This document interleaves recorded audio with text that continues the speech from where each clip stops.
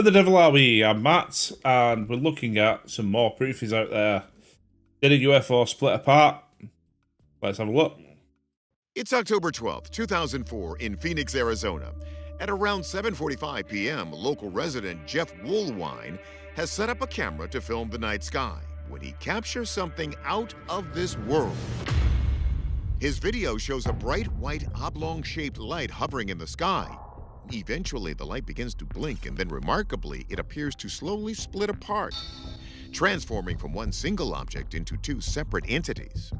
Shortly after they break apart, the two lights gradually disappear, one after the other. It's amazing, because you're out there and you're watching, and I mean, me personally, a really grainy video of a light miles away that sort of appeared to be splitting in two and then fading away. It's not the most compelling evidence of a split UFO I've ever seen, if I'm honest. Phoenix, Arizona as well. That was where the massive giant UFO sighting took place, where the governor came out and said, yeah, nothing to see here, and then paraded a guy in an alien uniform telling people that they take themselves too seriously. Then later, years later, came out and said, yeah, I saw the UFO. Hey, look. these things just magically appear in the sky. There's no airplanes dropping these things out. There's no explanation on why these things are here. Don't know, I've got Guns N' Roses in my head now. Jeff says this is exactly what he's spent years looking for. I've been seeing these Phoenix lights ever since I was a kid. And, it really made me go on a quest to find out what is really going on here in our Phoenix skies. Thing is, there's a US base nearby, isn't there? Because they tried to come out and said that the Arizona UFO sighting was flares, which is ridiculous. So that's possible it could be military aircraft. So since this is Phoenix, the big question is Jeff's footage related to the most well-known UFO sightings here ever? Journalist MJ Banias takes us back to March 13th, 1997, the night that would make the term Phoenix Lights famous worldwide. Multiple people reported seeing very strange lights hovering over Phoenix, Arizona. They formed a large V-shaped object that hovered for several hours. Other reports circulated of individual lights moving around Phoenix as well. There's some photographs of lines of lights that kind of show up in the sky. At the time, some felt the V-shape formed one massive craft, estimated to be the size of more than 10 Boeing 747s.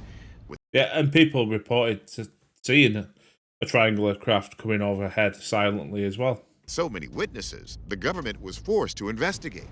It took several And then came out and said there was nothing to it. months, but eventually the US military confessed that they were actually running operations over Phoenix. The operation was known as Snowbird. A whole bunch of A-10 aircraft were in the sky, and they were testing out different Of course, there were.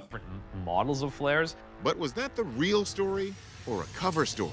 Several people believed that this was a cover-up and that the military was essentially trying to hide the fact that something else was operating over Phoenix that night. And Jeff believes that his video... I mean, did we have any of the pilots supposedly coming forward years later and saying, look, I did fly an A-10 that night of the sighting, and we were doing maneuvers? seems to show that perhaps there is some sort of resurgence of the Phoenix lights. That looks to me like Chinese lantern maybe that's setting fire. It turns out Phoenix Lights is actually a bit of a misnomer. The first sightings in 1997 occurred earlier that night near Henderson, Nevada, nearly 300 miles from Phoenix. So two separate events could have been conflated into a single moment. Either way, the question still remains, is Jeff's footage proof that the Phoenix Lights are back? From that, probably not. Rich Hoffman of the Scientific Coalition for UAP Studies begins by comparing Jeff's footage with the reports from that fateful night in March of 1997. The Phoenix Light Chalk and cheese. I don't think they look similar at all, to be honest. were a triangular shape, not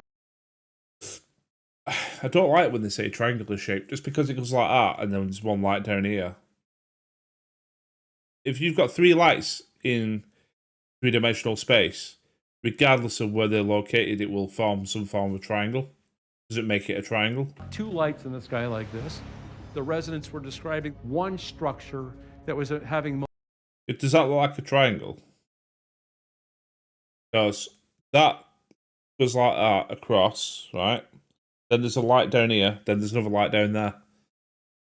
So that light that's underneath could be part of a triangle, but the light over to the left-hand side, just above my head, that one, that doesn't look like it's followed the same track.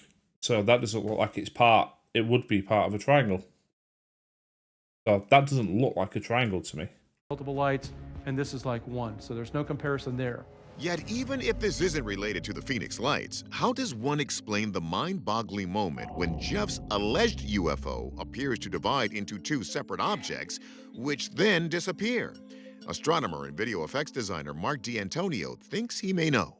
Earlier in the video, it looks like it's just one object because they are probably behind each other. I thought maybe they were actually behind each other, so it looks like one, then the split, and then cloud cover, potentially, because at night, you don't see cloud cover. And I've got an airport over that way, Manchester Airport, in the distance. So you can see planes coming in just over Winter Hill. And then they sort of turn south, and then you can start seeing where they just disappear. But you can't see it at night, the cloud cover. But you know for a fact it's a plane, so you know it's probably going behind cloud. Later on, as the objects move apart from each other, it gets more and more elongated, and then you start to see 2 distinct and separate objects. So, is this a splitting UFO? Or is it 2 objects behind each other? If it is 2 objects, are they decidedly less exotic than alien craft? Are they balloons? Are they drones? Are they aircraft? Well, this was 2004. It's not very likely that they were drones. I'd say maybe Chinese lantern. Unless it was some kind of military drone. The main type of unmanned military aircraft in use in 2004 was the remotely operated Predator drone. It's the size and shape of a small airplane, which also doesn't explain how the lights on it could split like we see in this video. So does that mean we need to call this a UFO after all? D'Antonio has his doubts. This was probably a launch of 2 sky lanterns. A sky lantern is a miniature hot air balloon made out of oiled paper and a wire frame with an opening at the bottom for a candle or other small source of fire. The giveaway is that they vanish. That's because the flame packets are fuel, and that fuel gets exhausted after a little while. And when it gets exhausted... Yeah, I mean, I thought, when I first saw it, I thought Chinese lantern, and it just basically burnt out. The flame goes out. And that's just what we see here. But it's surprising to see both of them going out right at the same time, though. Our verdict, this...